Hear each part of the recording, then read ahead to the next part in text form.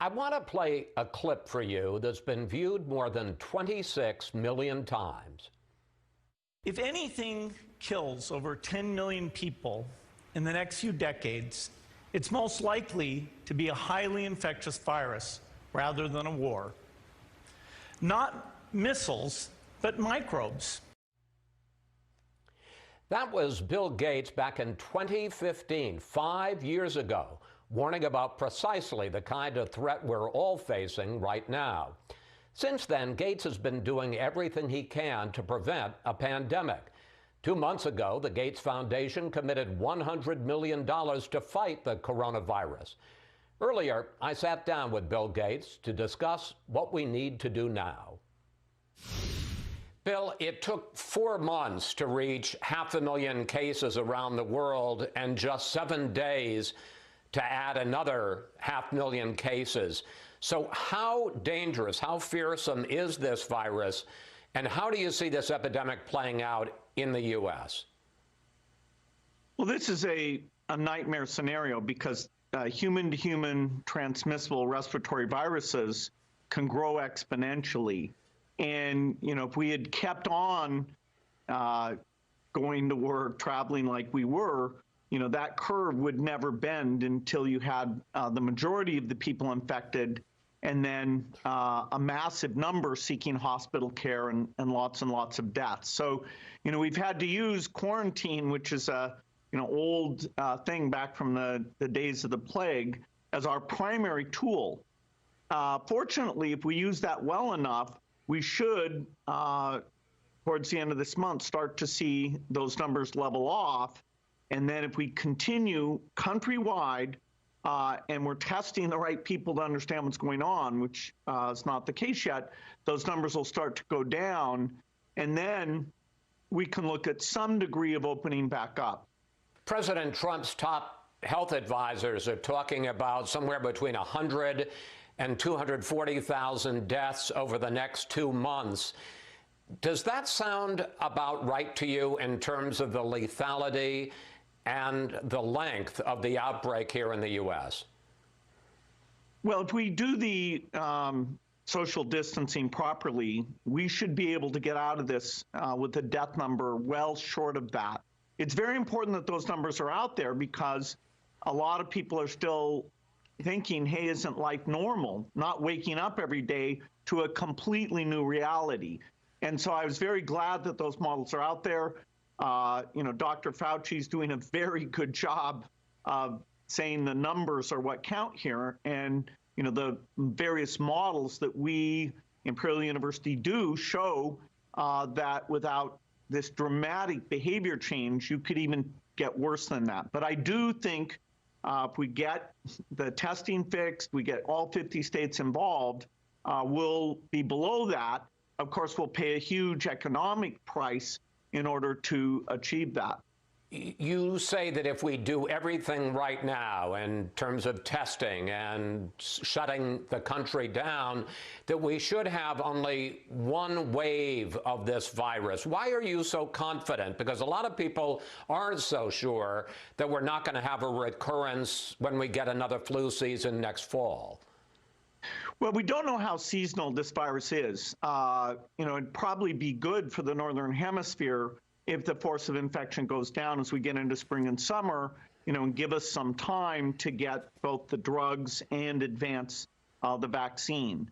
It is fair to say things won't go back to truly normal until we have a vaccine that we've gotten out to basically the entire world. And so, the best people at the foundation who are all about high volume vaccines, are working with many manufacturers, not only on the safety and efficacy, but getting that billions of dose capacity.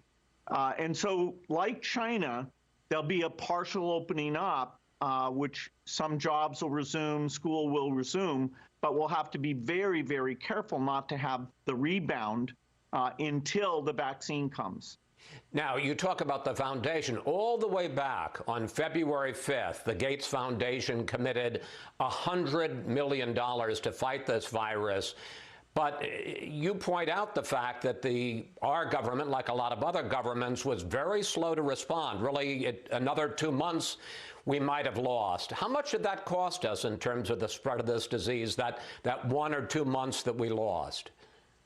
Well, there are countries like Taiwan who were exemplary, saw the problem and really got the testing, community-wide testing, done very well. They prioritized who got tested, and so they won't either have the disease burden or the economic effect that other countries will have.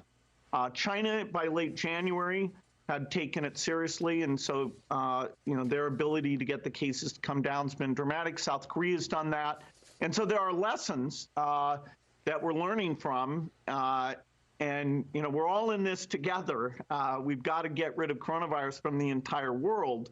The U.S., we can see how tough it is here. Likely it'll be even worse in the developing countries who as yet don't have nearly as many cases.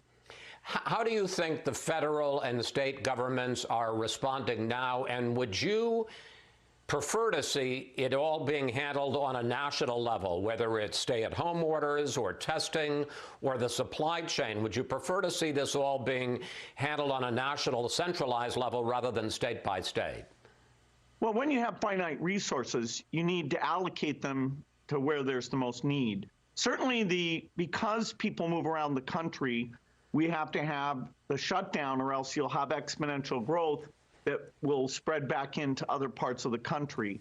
In terms of testing, people have gotten confused and think it's just about numbers. The key is that you have a response to the test in less than 24 hours and that you're prioritizing the right people. And so although the numbers are going up, we're not yet focusing in on that medical personnel or somebody who's keeping the electric network or the food distribution working, and being able to say if somebody tests positive, very quickly test their contacts. And so, I do think, that allocation, prioritization of testing will be a key tactic for us to get into good shape. And that needs to be done at a national level, not a state level?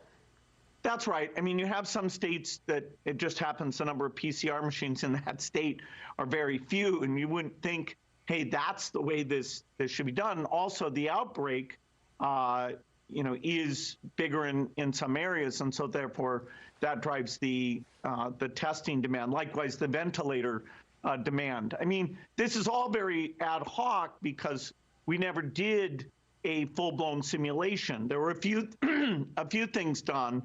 But it's not like war, where we do war games all the time. We have people standing by, resources standing by in a dramatic level.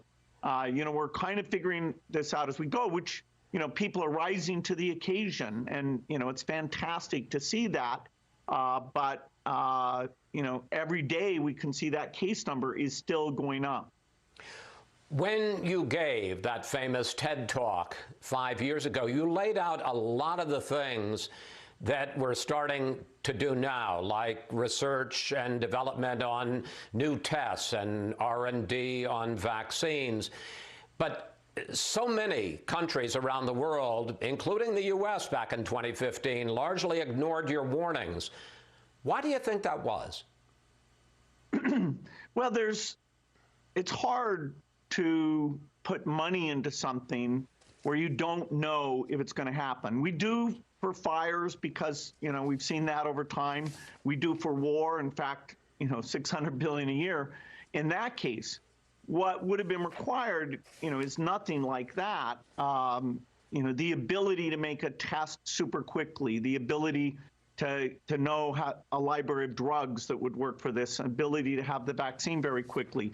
I am sure after this, which is just such a gigantic impact, that we will put that money in. But between 2015 and 2020, less than 5% of what should have been done was done. But people didn't get that this is the biggest single threat that, could disrupt our way of life, which, even having predicted that as a risk, I'm really stunned at how, tough it is to go through this. The medical cost, the economic cost, the psychological cost. Everybody's lives have been completely upended, and that's not just the United States. It's almost the entire world. Well, let me ask you personally about that. Bill and Melinda Gates, I think it's fair to say, are not your typical American family, but how has this virus, this epidemic, how has it upended your life, and how personally are you dealing with and processing what we're going through now? Well, I'm, a lot more isolated. The meetings are on software, Microsoft Teams. I even friends that I would normally go see, we're doing video conferencing, which seems a bit unusual. There's a lot of anxiety about, how far does this go?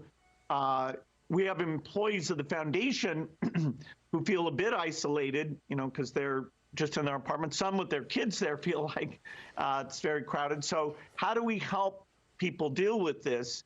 A lot of people are rising to the occasion, but for me, my life is just completely different. I wake up every morning and think, is this real, or was it something I had a nightmare about? And like all the rest of us, I mean, do you get scared sometimes? And if so, about what?